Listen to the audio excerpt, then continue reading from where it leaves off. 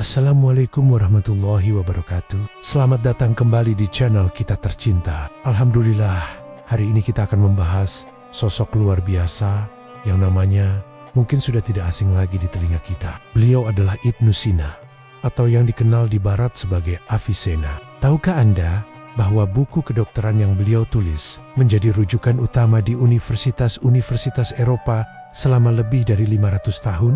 Sungguh prestasi yang mengagumkan, bukan? Ibnu Sina lahir pada tahun 980 Masehi di Afshana, dekat Bukhara, yang sekarang masuk wilayah Uzbekistan. Sejak kecil, kecerdasannya sudah terlihat luar biasa. Bayangkan, di usia 10 tahun, beliau sudah hafal Al-Quran secara sempurna. Yang lebih menakjubkan lagi, di usia 16 tahun, Ibnu Sina sudah menjadi dokter terkenal. Bahkan, beliau dipanggil untuk mengobati Sultan Bukhara yang sedang sakit keras. Sebuah kepercayaan yang luar biasa untuk seorang remaja. Karya monumentalnya, Al-Qanun fi Al-Tib atau Canon of Medicine, adalah ensiklopedia kedokteran terlengkap pada masanya. Buku ini membahas berbagai aspek kesehatan, dari anatomi tubuh manusia hingga pengobatan berbagai penyakit. Bahkan, Ibnu Sina adalah orang pertama yang menjelaskan bahwa penyakit menular bisa menyebar melalui air dan tanah. Subhanallah, pemikiran beliau begitu maju untuk zamannya.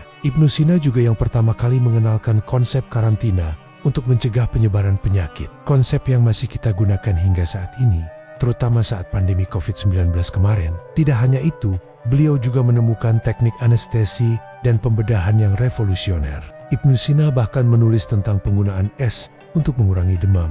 Teknik yang masih kita praktikkan hingga hari ini. Yang menarik, di tengah kesibukannya sebagai dokter dan ilmuwan, Ibnu Sina tidak pernah melupakan spiritualitasnya. Beliau selalu mengingatkan bahwa ilmu kedokteran adalah bagian dari ibadah. Cara kita menolong sesama sebagai bentuk pengabdian kepada Allah Subhanahu wa Ta'ala. Warisan ilmu Ibnu Sina tidak hanya dalam bidang kedokteran. Beliau juga menulis tentang filsafat, astronomi, dan berbagai bidang ilmu lainnya. Total ada lebih dari 450 buku yang beliau tulis, meskipun hanya sekitar 240 yang masih ada hingga sekarang.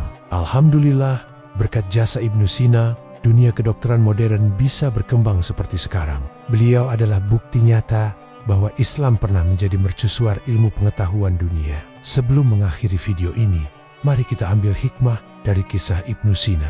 Pertama, jangan pernah berhenti belajar. Kedua, gunakan ilmu untuk kebaikan umat. Dan yang terakhir, tetap rendah hati dan ingat bahwa semua ilmu adalah karunia dari Allah Subhanahu wa Ta'ala. Khair telah menonton video ini hingga akhir. Jangan lupa tekan tombol like bila video ini bermanfaat. Tulis komentar Anda di bawah dan subscribe channel ini untuk video-video inspiratif lainnya. Aktifkan juga lonceng notifikasinya agar tidak ketinggalan update terbaru dari kami. Wassalamualaikum warahmatullahi wabarakatuh.